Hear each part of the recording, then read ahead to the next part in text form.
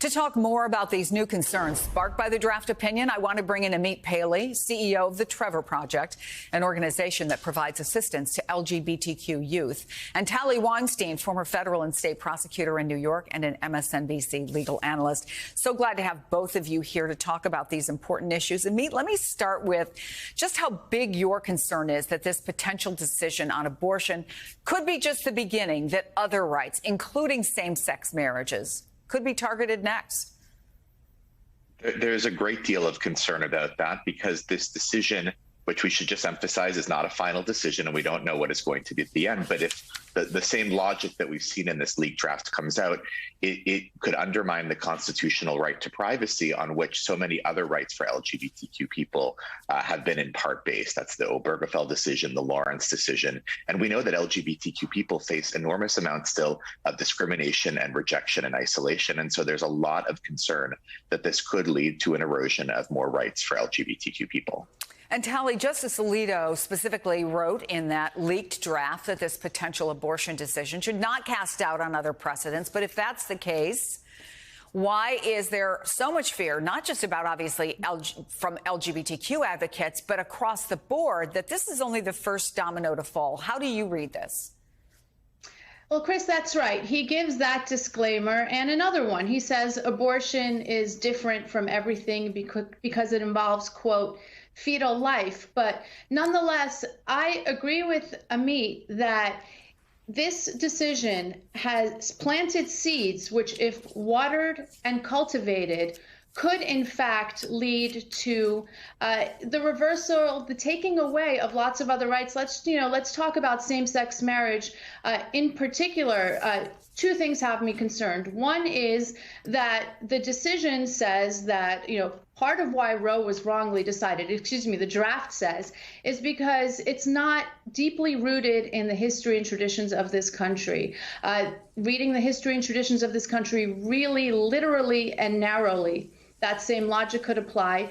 And then the other thing, Chris, is that this draft opinion by Justice Alito sounds a lot like the dissent in Obergefell, which was written by Justice Alito. The same logic about history and traditions, the same idea that we should just put this stuff to the states rather than have a nationwide constitutional right. So when you look at it through that lens, are we looking at things indeed like interracial marriage? What are the other concerns that you're hearing within the legal community that could fall under that very broad category?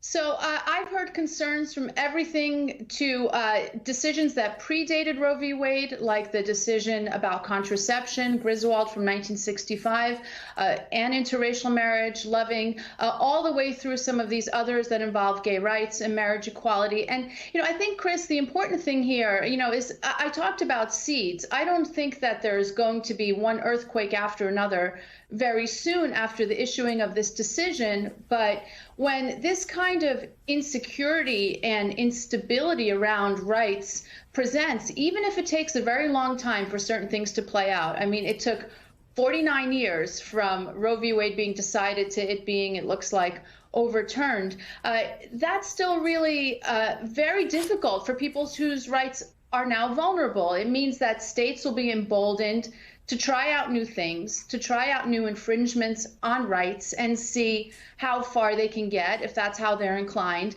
And I think it also means that people will make different decisions about their lives, not knowing how secure they can feel. And, that's why we talk about people relying on Supreme Court opinions as such an important thing to think about before a precedent is overruled.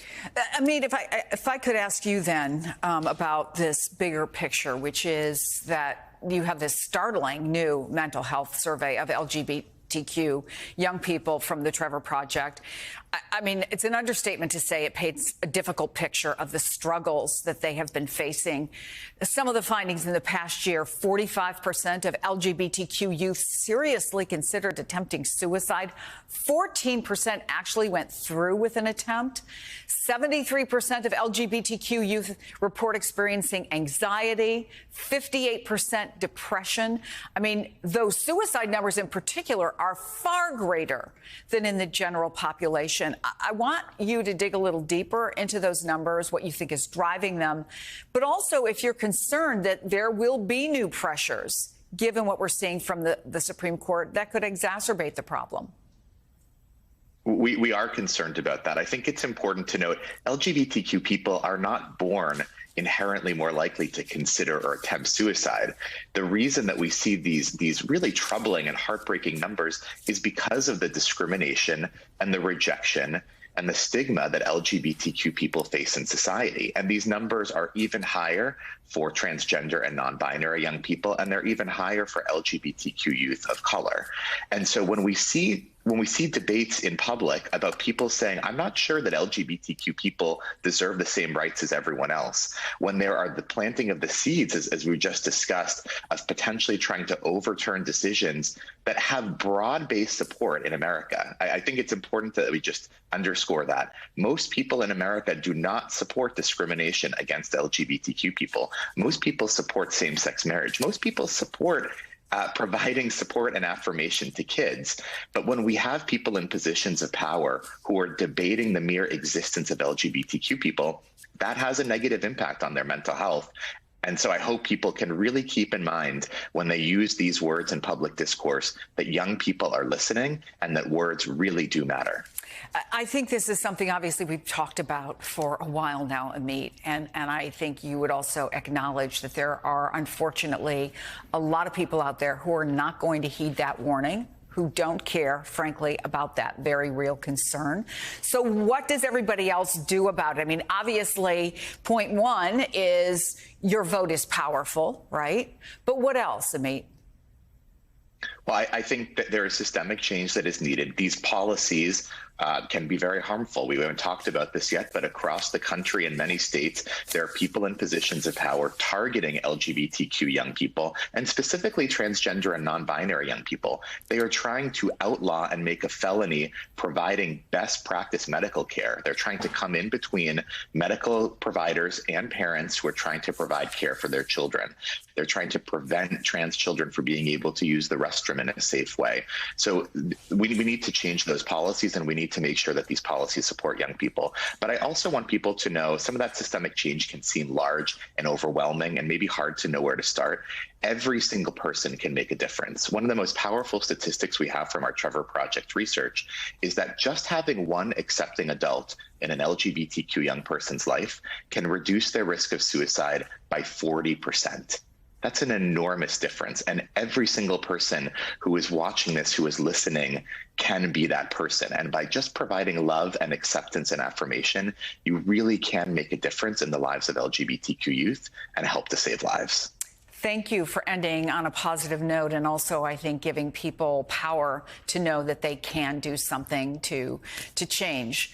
Amit Paley, thank you. Tali Farhadian Weinstein, always great to see you as well. Thank you.